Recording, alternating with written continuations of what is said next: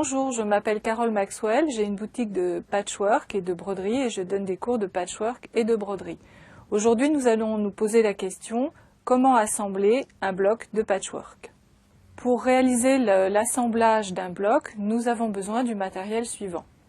Rhodoïde et critérium, fil et aiguille, épingle, ciseaux, petite règle pour faire les marges, et puis bien sûr les tissus.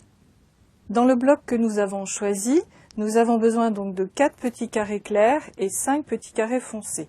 On va utiliser le rhodoïde et on va tracer directement sur l'envers de notre tissu le tour du petit carré en rhodoïde. Une fois que le tour est tracé, on enlève son rhodoïde, on prend la petite règle de patch, on utilise la première graduation pointillé jaune qui donne une marge de 7 mm.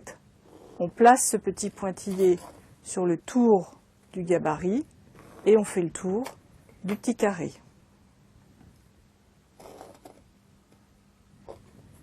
Le premier trait est donc le trait de couture, le second trait est le trait de coupe.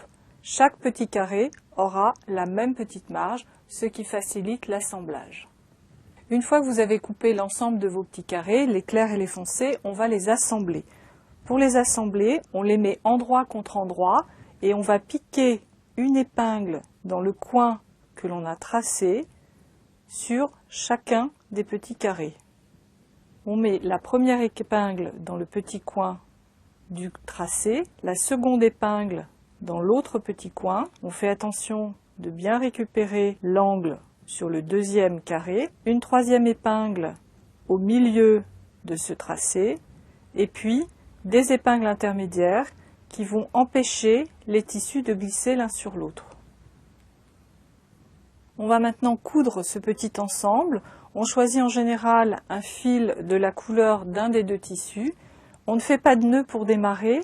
On va démarrer au niveau de la première épingle que l'on enlève et on va faire 2 ou 3 petits points l'un sur l'autre. Ça va faire office de nœud et empêcher la couture de s'en aller. Le point de couture que l'on utilise est le plus simple qu'il soit, c'est un petit point avant en restant toujours sur sa ligne de tracé. C'est ce qui permet d'obtenir des blocs parfaitement assemblés. Au fur et à mesure, vous enlevez vos petites épingles. Arrivé à la dernière épingle, on fait exactement comme au début, 2 ou 3 petits points l'un sur l'autre qui font office de nœud. Il est important de faire des points petits puisque c'est le gage de la solidité de votre ouvrage. Vous allez donc maintenant répéter l'opération plusieurs fois de façon à obtenir le bloc fini, sachant que vous devez toujours assembler ligne par ligne. Lorsque les 3 premières lignes sont faites, vous assemblez la ligne 1 avec la ligne 2, puis la 2 avec la 3. Petit détail, on n'ouvre pas les coutures, contrairement à la couture traditionnelle. Vous laissez les coutures d'un côté ou de l'autre. Il est important de vérifier que toutes vos coutures soient mobiles. Elles peuvent être couchées ou à droite ou à gauche. Logiquement, on essaye de les coucher du côté du tissu le plus foncé. Ce n'est pas toujours faisable, mais dans le meilleur des cas, on essaye de le faire. Voilà, maintenant vous avez toutes les consignes de base pour assembler un bloc de patchwork simple à la main.